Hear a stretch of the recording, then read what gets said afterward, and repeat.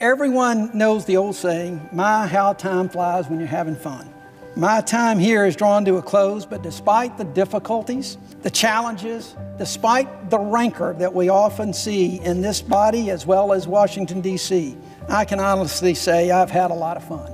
I started my career here in the Senate right out of law school, working for Senator Heflin from Alabama. And to walk off the floor as a 25-year-old starstruck staffer and to come back onto the floor a number of years later in his seat, it's just meant everything. It's a dream come true.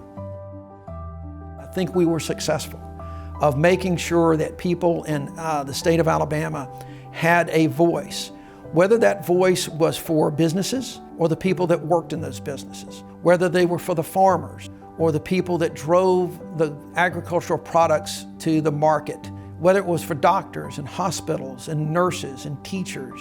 At the end of the day, everybody wants the same thing. They want good paying jobs, they want to educate their children, they want good health care, and they treat each other fairly. I would say to the next Congress, you have probably the greatest opportunity that we have seen since the Great Depression to really build a country, rebuild an economy, rebuild healthcare in a way that is inclusive, that does away with the disparities, that makes sure that people are treated equally, that all boats get lifted. It's possible to provide a quality education to every American child.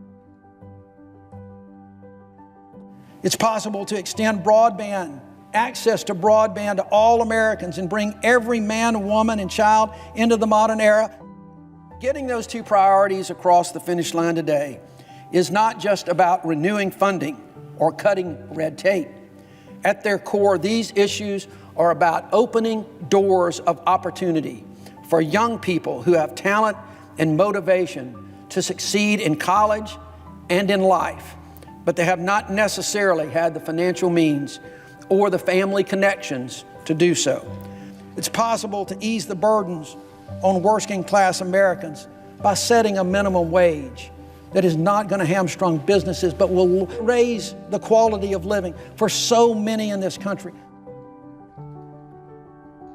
I've often returned to Dr. King's letter to understand the forces at play at the height of the civil rights struggle. This is wrong. This is absolutely wrong, Mr. Secretary.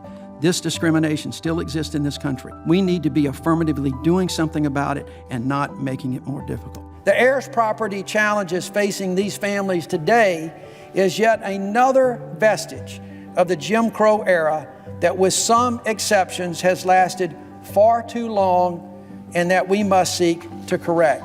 It's possible for law enforcement to serve and protect all Americans, not just some, to root out the systemic racism that exists within law enforcement by enlisting the support of both law enforcement and the communities.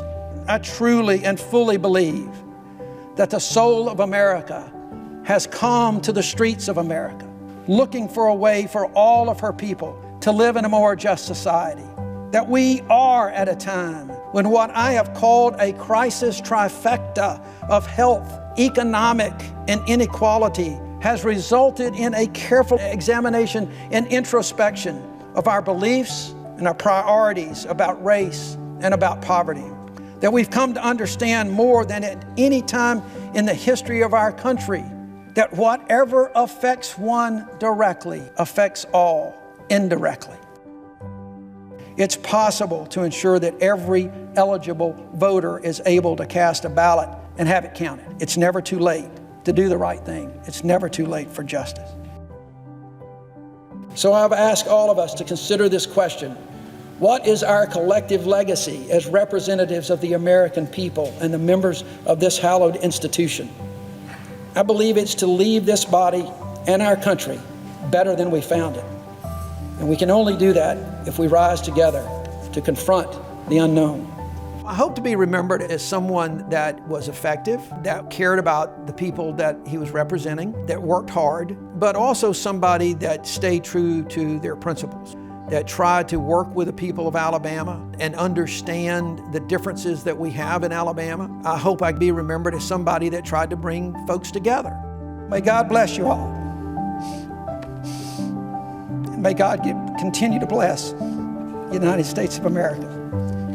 With a deep sense of humility and gratitude, I say for the last time, I yield the floor.